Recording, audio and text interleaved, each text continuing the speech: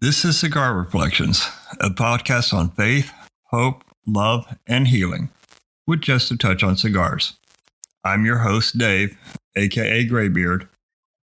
Welcome.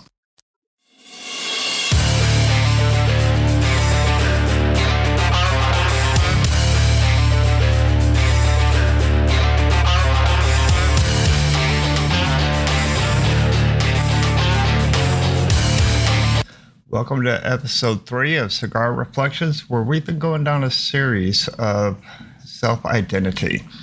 In this one, we're going to talk about emotions. Now, a number of years ago, I heard this saying 3 times on the same day that stated, emotions are real, but they're not fact. Now, let's think about this for a moment. Our emotions are 100% real. We feel them. They're everything that we can concentrate on at that moment in time. But they're not fact because they're not a permanent state of being. And where I was having very difficult times navigating my emotions, because as we've heard in the previous episodes, I went through a series of this season of my life, a big season, to where I didn't realize that I was allowed to feel. I didn't realize I was allowed to not be okay. And so I battled all of those emotions by pushing them down or trying to compensate for them or overcompensate for them by being Mr. Nice Guy or validation seeker. And I didn't realize that was me trying to deal with not dealing with my emotions. So when I heard this saying that emotions are real, but they're not fact, it was like a light bulb had went off in my head that it's okay to go through those feelings, but it's not a permanent state of being. That's like what we had talked about on the last episode of it's okay to not be okay. And if this is your first episode you've listened to, I want to highly encourage you to go listen to the previous 2, where the first one is about validation seeker and how to break through that. And the second one is about going through the grieving process and understanding that it's okay to not be okay. It's okay to feel down. It's okay to be mad. It's okay to be sad. And it's okay to be happy. So here we are going to talk about these emotions.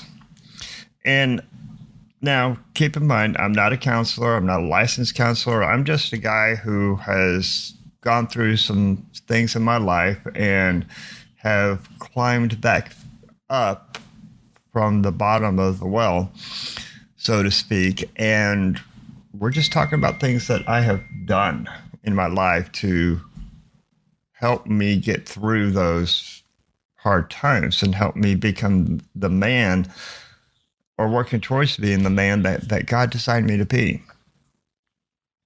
And through this time, I began to realize that emotions are fleeting moments.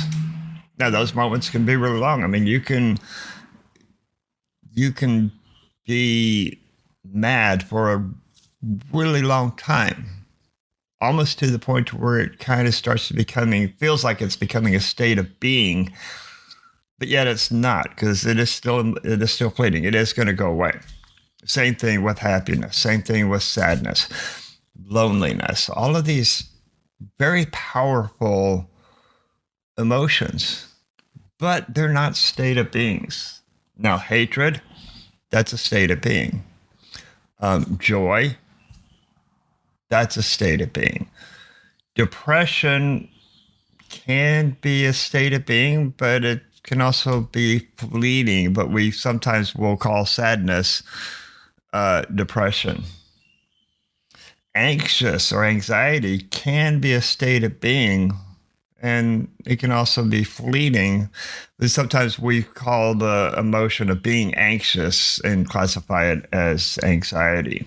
And those are 2 completely different. And if that sadness becomes a state of being, or that being anxious becomes a state of being, then please seek out a counselor, because you're experiencing depression and anxiety, and that's beyond what I can really help with. So let's get into the depths of this for a little bit. Where we get in trouble with our emotions is when we're not addressing them, or we allow them to take control of our lives. We allow the anger to take control of our lives. We allow the sadness sadness take control of our lives. And yeah, we allow the happiness to take control of our lives. So you may say, how does happiness take control of your life? Well, that one's kind of hard because we always want to be happy. But if you find yourself in just this pure state of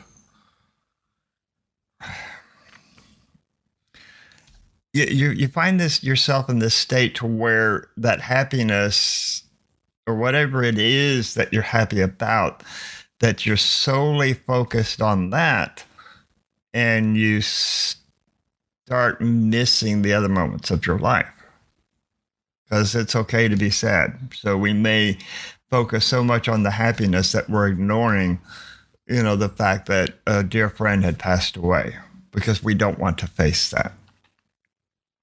And vice versa, we're so focused on the sadness and the feeling of loss because our dear friend passed away that we're missing out on seeing a blessing that we may have in our life that could give us reason to be happy. And so we've got to learn to address these and know that there's no timeline, because remember in the last episode, we talked about the grieving process and that there's no timeline on the grieving process, just as long as it doesn't become a permanent state that we end up living there.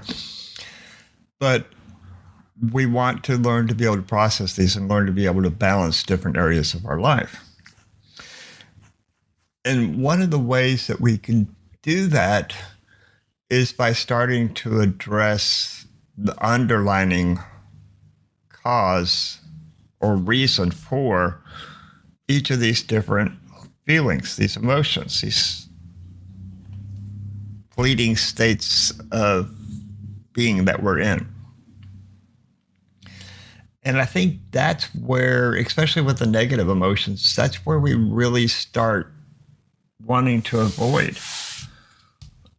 We may be mad for something, but yet we don't want to address the fact of the reason why we're mad, because that might bring up a situation to where we realize that we were being selfish in our anger, or we were being unrealistic in our anger, or other side of it, that we are, we're justified in our anger, but we may have to address it by going and talking to somebody who gave us a reason to be angry.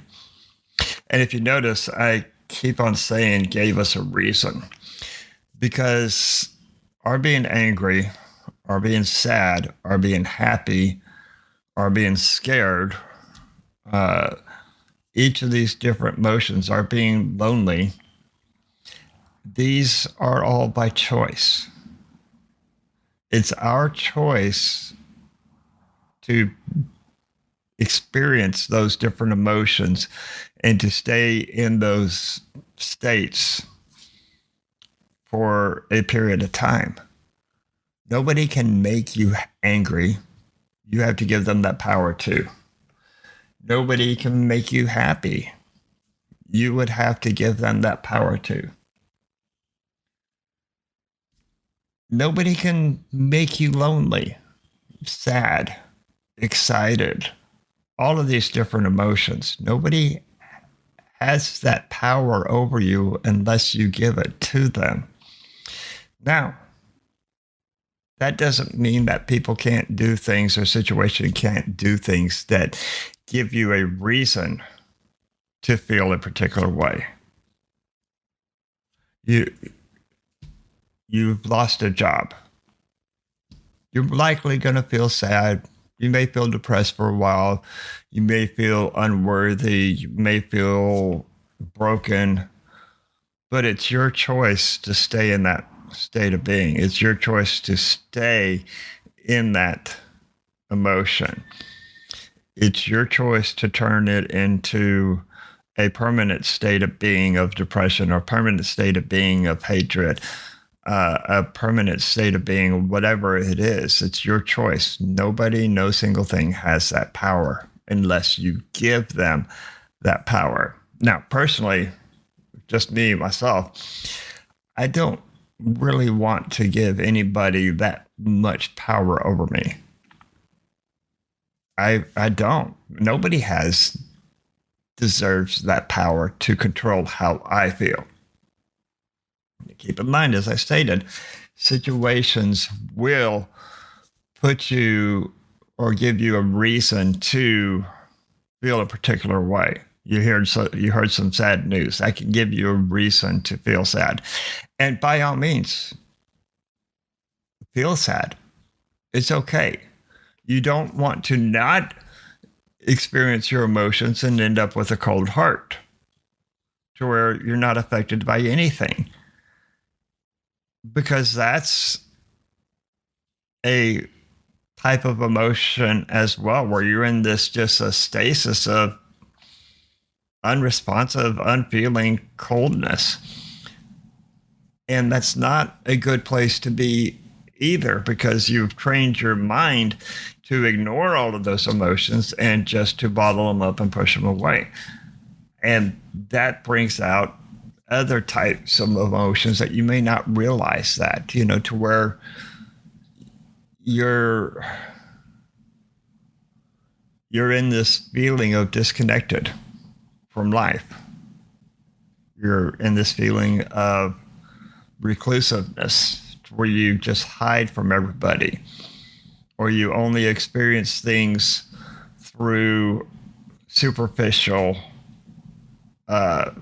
avenues like video games, and you let everything loose through video games. You find yourself to where you just don't like being around people, and I get that. But is that a coping mechanism because you don't want to deal with your emotions? So as you're feeling angry, you're feeling sad, you're feeling lonely, you're feeling happy, you're feeling excited, identify what those reasons are. What's the core reason? I mean, you're feeling happy and excited. See what it was that gave you the reason to feel that way, and learn about it and see if you can recreate those experiences. You're feeling sad. What is it that you're feeling sad about? Identify it. Is it a valid reason to feel sad? Okay, good. Now you understand. Now, how are you going to process through it? What are you going to do to get through that next moment, to bring back that happiness, to bring that excitement, to bring back that sense of calm? Are you feeling angry? Okay, good. Is it a valid reason? It is. Then address it. Do you need to talk to somebody?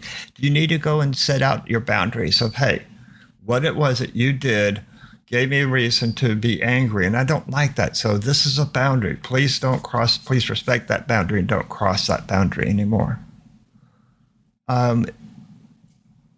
Learn what those emotions, what those sense of feelings are, knowing that they will transition as you process through them, and how to either avoid them or how to recreate them. Because remember, emotions are real, but they're not fact. They will move on. That happiness will fade away. That joy will always be there. That sense of excitement will fade away. That sense of calmness will fade away. That sense of depression or sadness will fade away. That anger will fade away. That fear will fade away as you identify and as you process and as you allow it. If you're in a state of depression or anxiety, or you're feeling hatred, come on, then please find help, talk to somebody, Talk to a professional, understand why, and understand what it is that you can or need to do to be able to address those. And I hope you come back and join us next time where we start talking about controlling what it is that you can control.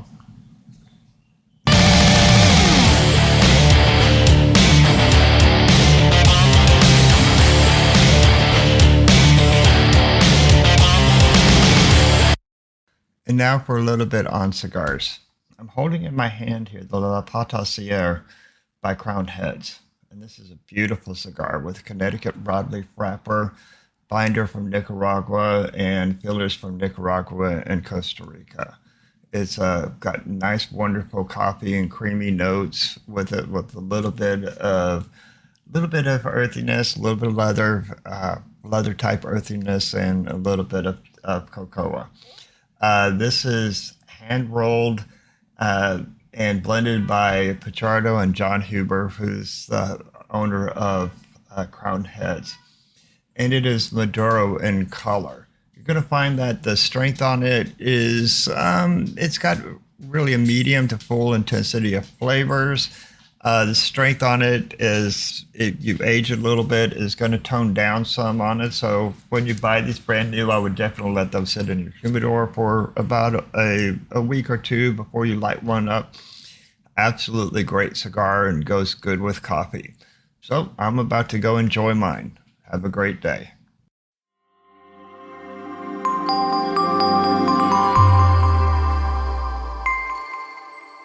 This has been a production of K2 Media. Gripped, an inspiring story of a believer's challenge-filled journey of finding restoration.